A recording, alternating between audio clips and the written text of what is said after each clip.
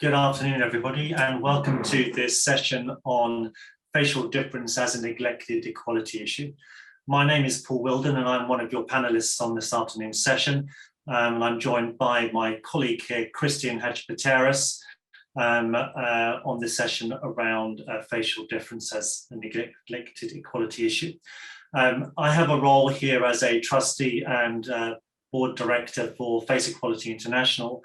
And I wanted to start first by telling you a little bit about Face Equality that you may not have come across the association before. Face Equality was launched in November 2018 by a gentleman by the name of James Partridge. James was founder of the Changing Faces charity. And when James set up the Face Equality International, he was joined by 9 founding members or NGOs to get the alliance off the ground. I'm pleased to say that today we have close to 30 members as part of the alliance, and our focus is on advocating for people who have any condition which can affect their face, from things like cleft lip, cleft palate, facial paralysis, and other ailments that may impact them. The vocabulary we use focuses on words like disfigurement, and that's a collective term that describes the visual effect that a congenital or other condition, paralysis or scar can have on the appearance of a person's face, hand or body. Our mission at Face Equality International is to mobilize the many groups and organizations, big and small, national and international, which support and represent people with facial differences and disfigurements, and thereby to create the critical mass and solidarity needed to gain global attention for the campaign for face equality. As I said, my name is Paul Wilden. I've been a trustee of Face Equality since the beginning of this year.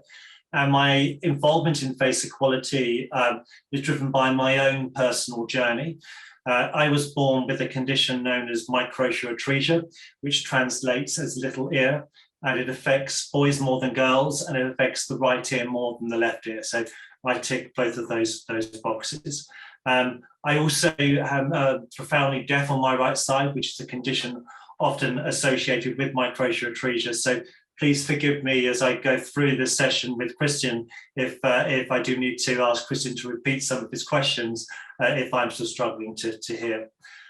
My experiences of microceratresia have been varied. There's been a lot of positive experiences, but equally there's been some that have been less positive, and I prefer to frame it that way than use a more kind of negative view. So very much a glass half full kind of person rather than glass half empty. Some of my experiences stem from childhood, so being at school, and some of the less positive experience of being around being bullied.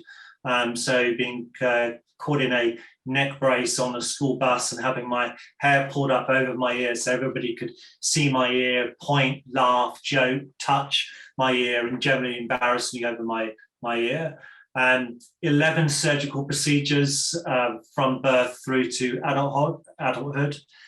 Christian definitely beats me in terms of the number of medical procedures, but more than my fair share of experiences of hospital. As a child, my parents were told that I would be academically unsuccessful because I would miss too much in the classroom because of my inability to hear. My parents also were convinced to send me on what was called the Handicapped Children's Pilgrimage Trust to Lourdes by the nuns of the Catholic Church that we attended, on the basis that if I was sent to Lourdes, I would be cured when I got there. The impact of that trip on me was huge, but more from a less positive way, in that I can remember clearly seeing the children on the train traveling through France that were both severely physically and mentally handicapped and terminally ill, and wondering if the same was going to happen to me.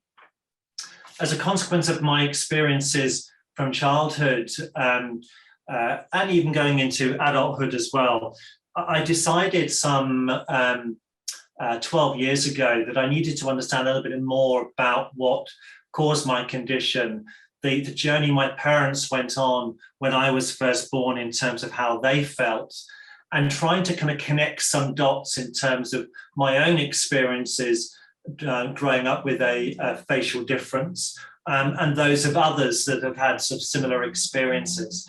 So I then kind of went on a journey with a series of what I call AOCs, acts of courage, where I engaged with my parents and various other people to just try and understand a little bit more about the condition, and also how I could then start to get more involved and find a way to try and kind of give back and help others. Even today, for me, this is an act of courage, this event, because I'm talking about myself, talking about my experiences, putting myself in the spotlight, and I continue to be on a journey in relation to my ear. So I am doing this session for both selfish reasons, because it continues to help me, but equally for selfless reasons as well, because I see this as an opportunity, a platform to share my experiences with a view to raising awareness, educating others, and helping others as well. So my involvement with Face Equality goes back really prior to Face Equality International and Changing Faces, and working more closely with James on various programs and initiatives to try and raise awareness of facial difference. Different words can be used. As I mentioned at the outset, we like to use the word disfigurement. You can use visible difference. The word disability, I have a little bit of reluctance around using that word, albeit when I do use it, I prefer to use it in writing, capitalizing the A and focusing on the ability of individuals that have a facial difference. So with that introduction of myself and a little bit about Face Equality, I will hand over to Christian so he can tell us all a little bit about his own journey. Thank you very much, Paul. My name is Paul, and thank you for joining us. I'd like to offer my thanks to Concordia as well for the opportunity to speak with you all here today. My thanks also go to Face Equality International and to Paul for being alongside me. And it's an honour to be able to partner with them today to showcase the wonderful work they do as we continue to strive for equality, inclusion, and acceptance in today's world for all. As you heard from Paul, my name is Christian, and I'm a published writer and speaker. I was born in London in 1984 with a complex and unusual combination of craniofacial anomalies. I was born with a bilateral cleft lip and palate, hypertelorism, which is when the eyes are abnormally far apart, Chiari malformation, which is a structural defect in the cerebellum, a horseshoe kidney, and like Paul, profound hearing loss as well. And in addition to that, I had the craniosynostosis, which is a condition where the skull bone fuse prematurely, thus compressing the right brain. Other than that, everything else was fine. Major surgical intervention is required to address these issues. And over the ensuing years, I underwent some 50 reconstructive surgeries in the UK, US, France, and Italy up until my mid-20s, alongside receiving intense speech therapy in my early years.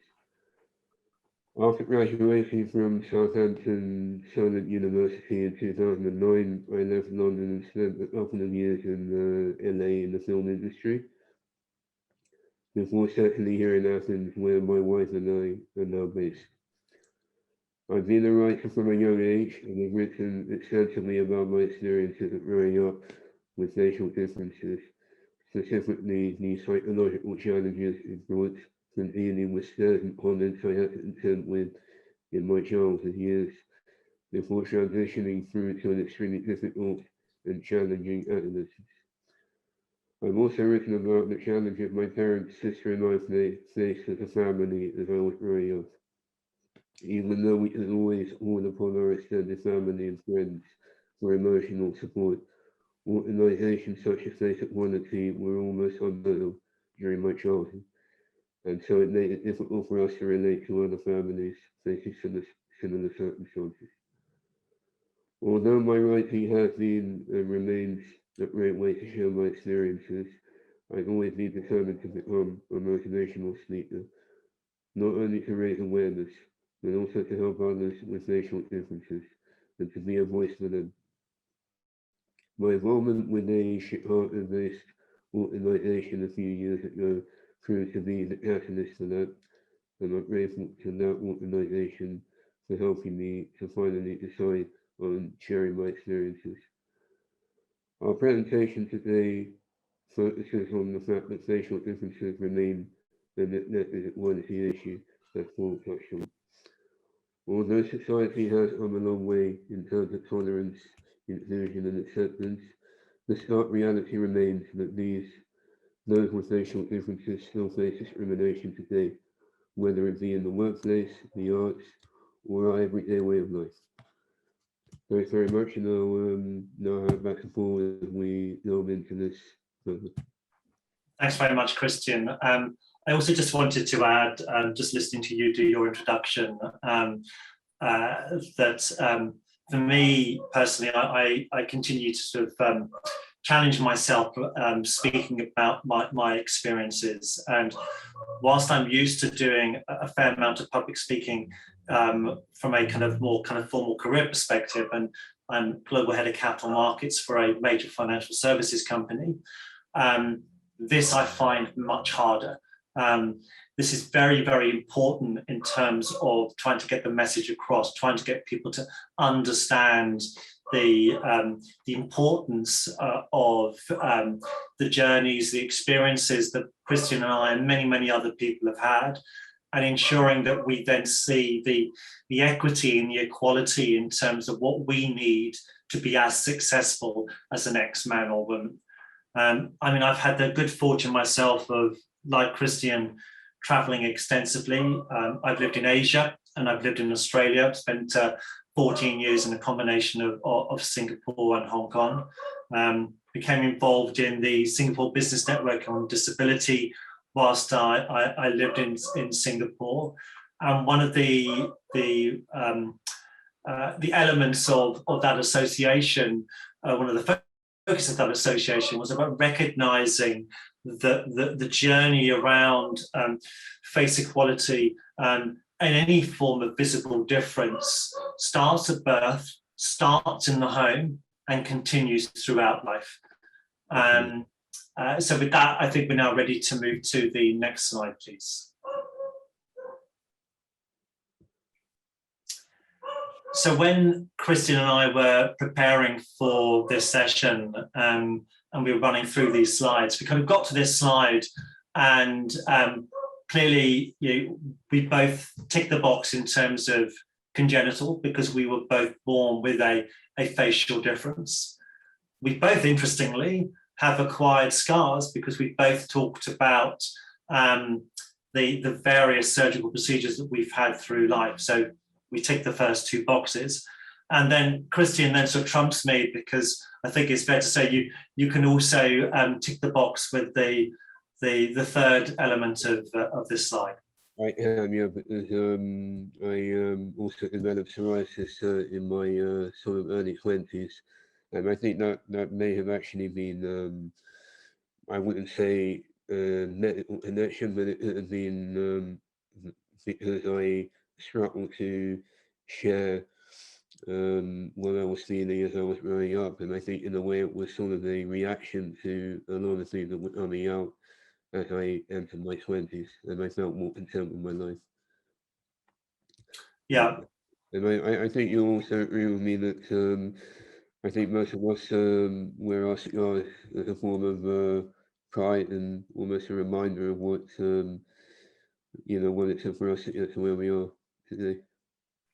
And I think that we've got James Partridge on the top right of this slide. James unfortunately died last year, otherwise I'm sure he would have been keen to participate in this discussion.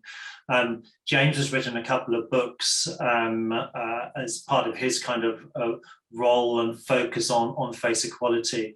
And in both his books, he talks about the mental challenges related to being born with a facial difference. And some of those come through the experience of the surgery, and the expectations that you might attach to that surgery as a process to fix you, to make you look like everybody else. But I think, as both Christian and I both know, that there's a lot of other stuff around that, a lot of baggage that comes with the surgery. I mean, to this day, I have an absolute phobia of needles. And that relates to my childhood and too much time spent in University College Hospital for different procedures, and being woken up in the middle of the night for yet another injection, another needle to be sort of stuck in me. And they're part of my my memories related to my ear. Now, all of what I'm talking about here may give the impression that I have been scarred, no pun intended, through the experience. But the reality for me is that I wouldn't change anything. If I was starting over again, I would still be born with one ear. I would still have microceratresia, and I would still have all of those experiences that I've had to date, because I think it's those experiences that have made me the person I am, given me the passion and the drive to try and make a difference in the context of facial difference. Absolutely, and I think, like you say, I also wouldn't change anything, in the sense that I think it defines the experiences, define who we are, who we become. And I think, like you say, it's a long journey, and the journey, it doesn't stop after the last operation either. It's an experience that is ongoing, I think.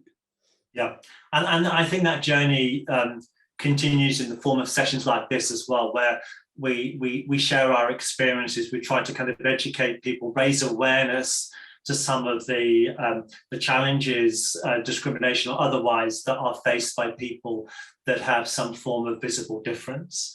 And with that, it probably makes sense for us to move to the next slide, please. So where does this all fit? So we've tried to give you a little bit of scene setting in terms of our personal experiences. But this slide is very punchy and very clear, and it says that 36% of people with visible differences in the UK have been discriminated against when applying for jobs. And I would argue that if you were to expand that to include the workforce, and whether people with visible differences have been discriminated against in the workforce, that percentage increases significantly. I know I have, but that's just made me stronger and give me the desire to come out fighting stronger for this important issue. Absolutely, and I do feel that I think we all feel that people with facial differences are not really represented at a foreign level, even today. Many reasons for that. If I can take my own situation, it could be because of my speech impairment. It could be because of hearing loss, which we both have. But I think companies have to sort of learn to accommodate rather than sweep any issue under the carpet. And I referenced the word disfigurement earlier, which I think that's an important word to use when trying to get the attention of the world in relation to this important issue. The legal obligation for employers here exists under disability law, though, so it's a different word that's used, and lots of people don't socially identify with that word disability.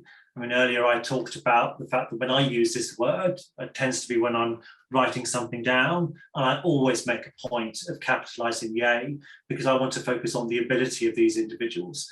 For me, disability is too negative a word to use, but these negative words create the impact that we need to hopefully drive change.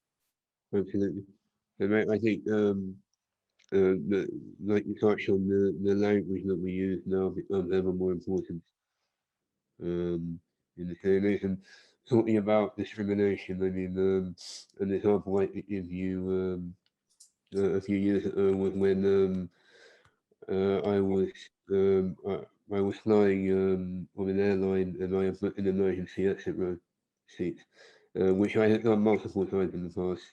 And once I got to the gate, the lady there noticed my hearing aid, and insensitively, not very discreetly, had me moved to another row. And even when I argued with her that the fact that I had hearing loss did not I mean, I didn't have the ability to do what is necessary in the case of an emergency. I think it's sort of an example of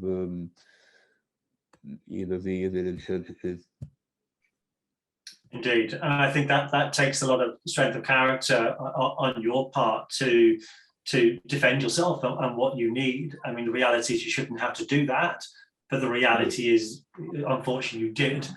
I've had similar experience as well on an airline. That was more for me to do with the headphones and being able to wear them because of my man-made ear, and the fact that if I have a headphone hanging on it for too long or sitting in a particular point, it starts to get painful. So there are different requirements that we all have. One of the kind of the key kind of focuses for business today relate to diversity and inclusion. And that term has been expanded in more recent times to include equity and equality as well, so EED&I. And for me, the addition of those two letters really, really resonates. And Chris and I were talking about this earlier as well, in that I'm not looking for special treatment. I just want fair treatment. I want to be given the ability to be as successful or more successful than the next person in a way that is fair and inclusive. Exactly. And it's a very important point you touched on about the fact that those with facial difference, they don't want discrimination, they don't want special treatment, they just want equality. And I think I recall listening to a talk that James Partridge did not long ago, and he spoke about the film Wonder, which came out a few years ago, that told the story of a boy with creative facial anomalies. And at the end of the film, he's given an award for bravery.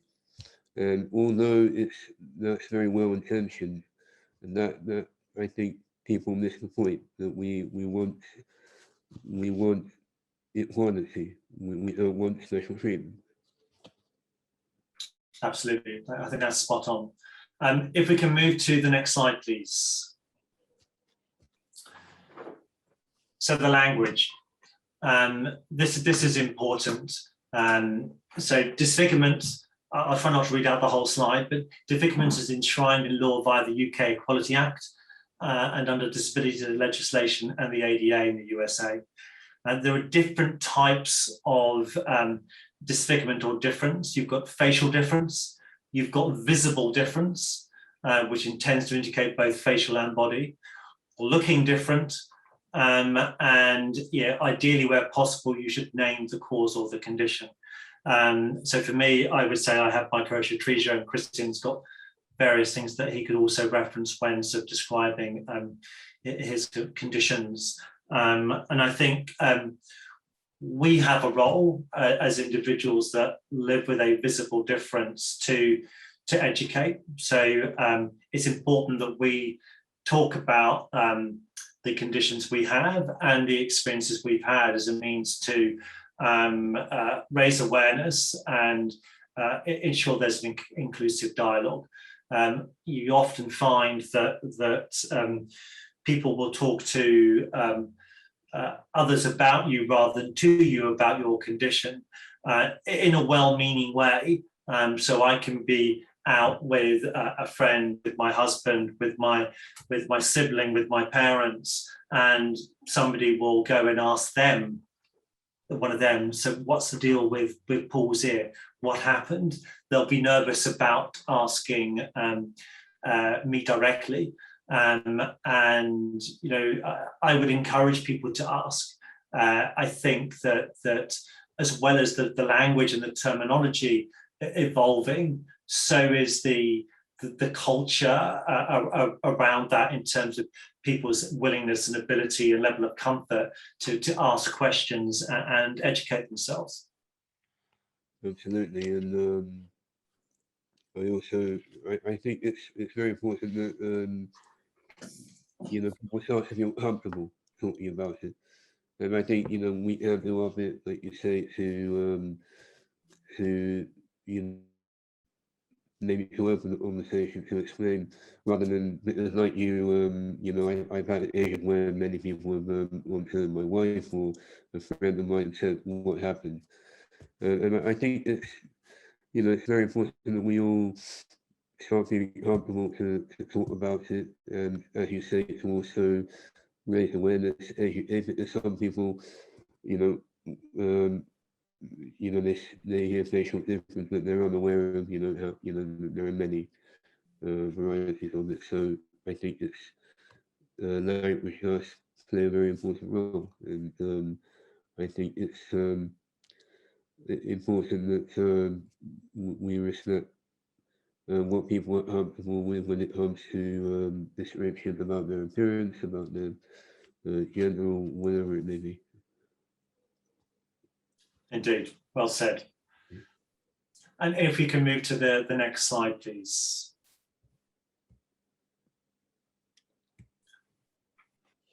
Now, on this slide, if you look at the top right, there's a mantra here that really, really resonates with me. And I sort of heard this used a couple of times now, which is nothing about us without us. So we want to be part of the conversation. We want to be part of that journey. We want to play our part in educating people to the needs and wants of individuals with a facial difference. And Face Equality International, as an alliance, is looking to play a key part in ensuring that that mantra becomes reality for all. When we were preparing for this session, I was doing a little bit of research on Concordia, and what resonated with me in context of, I guess, a shared ambition, a shared goal related to this session is that it's many voices, one community, and the vision that Concordia has around creating a global community where challenges are solved collaboratively and inclusively is absolutely front and center in terms of what Christian and I are looking to talk about here. Christian, I'll hand the mic to you, so to speak, to add some sort of further comments before we move to questions. Yeah, and I mean, the one that I find very powerful is the fact that facial differences is still a human rights issue.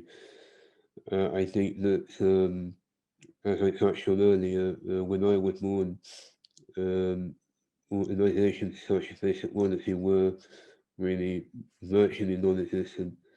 And I think that the fact that so many are now springing up globally, I think it's wonderful, not only because it provides, whether it be emotional or financial support to adults and children, but also just educating and raising awareness of the challenges that people with facial differences have to go through on a daily basis.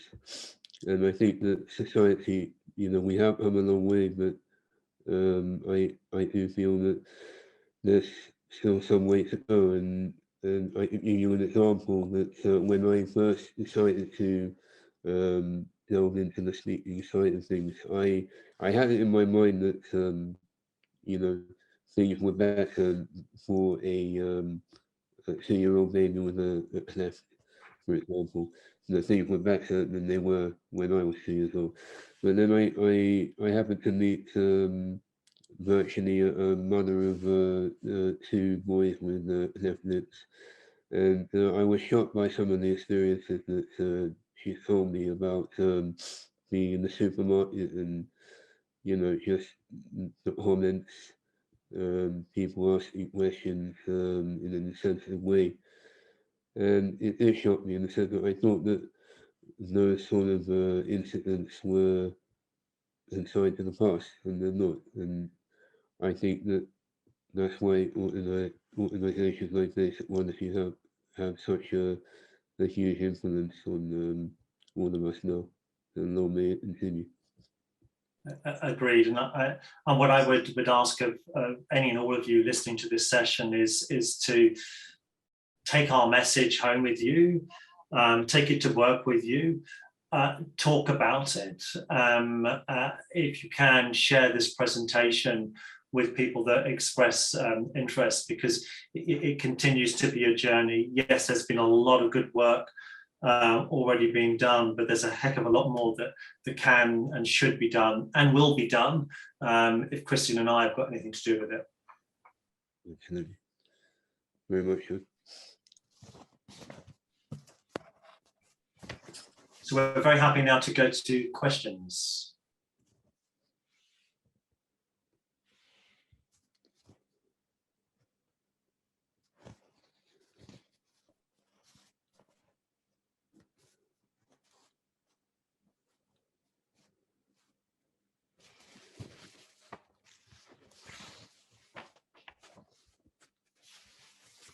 Well, I can hit off the question by asking you one.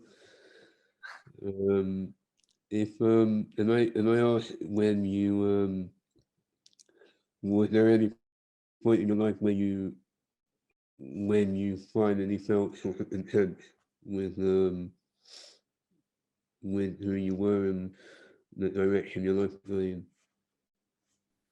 in? Yes, I think that there was a number of tipping points, but I think the key one for me was when I left a global international bank. I was living in Singapore at the time, and I went from being Paul Wilden, managing director of this business within this particular institution, to just being Paul Wilden. And I then needed to go on a kind of a journey within myself in terms of becoming more comfortable with who I was as an individual. And that's when I sort of started to ask the harder questions that I referred to earlier in the form of acts of courage, by speaking to my mum and dad and asking them how they felt and what they were told at the time. For me, it felt really, really important to ask them those questions while I still could, because the reality is they're not going to be around forever. And I needed to understand more about how they'd felt at the time, as a means to reconciling with my own kind of situation. I also had a few therapy sessions around that as well, trying to kind of understand some of my my feelings in relation to my ear and the experiences that I'd had growing up. And it was through some of those kind of conversations that I was initially connected to James, and started to have conversations with him around how I might be able to contribute and start kind of giving back and helping others. I mean, one of the other stories I will very quickly tell relates to when I went up and did my backpack around the world, which lots of people do as a bit of a rite of passage post-studies and pre-work. And I was living in Sydney at the time, and up until this point, I'd had my hair cut below my ear, so I'd never been brave enough to put my ear on display. And I decided that I was going to have my hair cut short and expose my ear to the world. And I can remember being on the train, going to the hairdressers, and I was having an argument with myself in my head in terms of, this is not a big deal, you can do it, or why are you putting yourself through this? There's nothing wrong with the way your hair is now. But ultimately, I got to the hairdressers and I did have my hair cut short.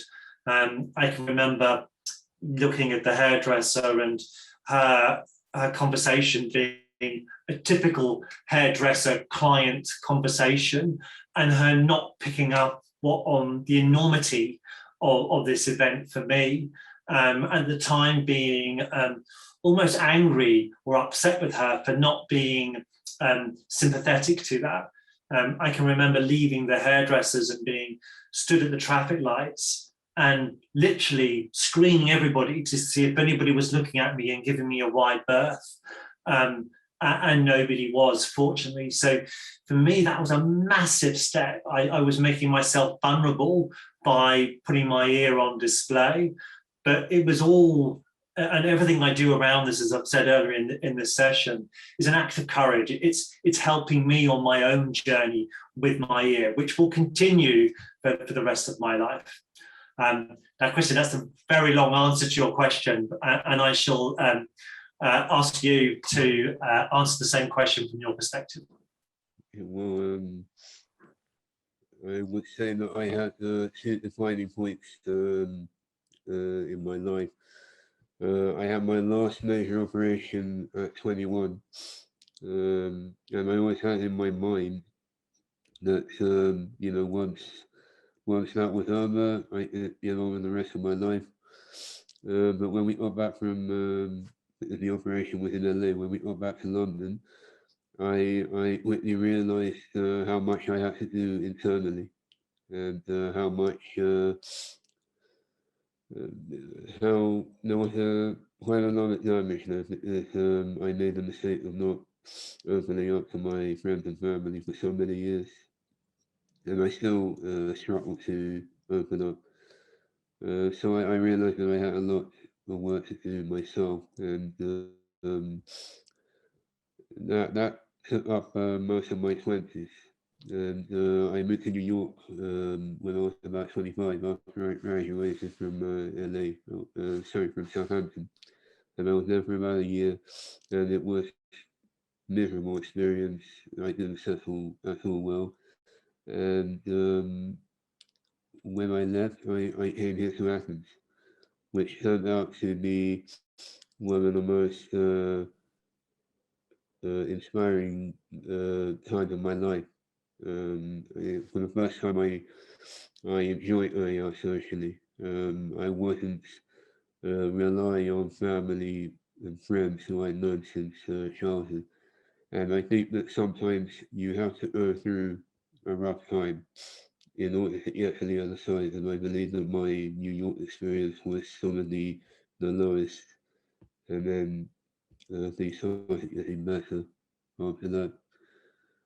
So I would say that was a very defining moment for me.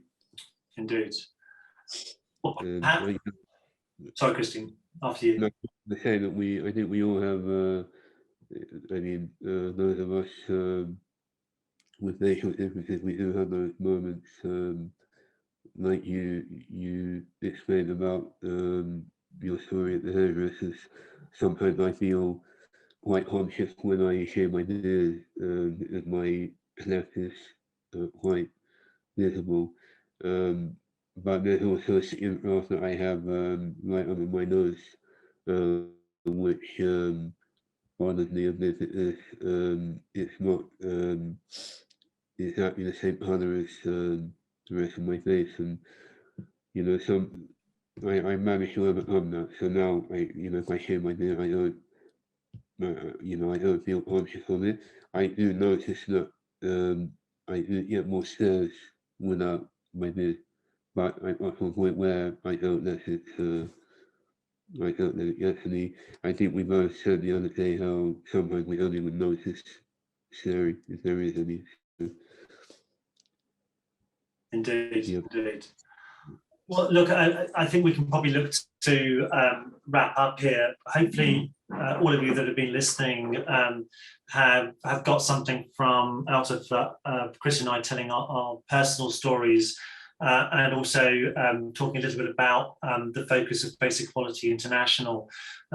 You will have seen from this deck that we have a website, so please do feel free to visit the website, have a look around, and look at ways that you potentially could get involved.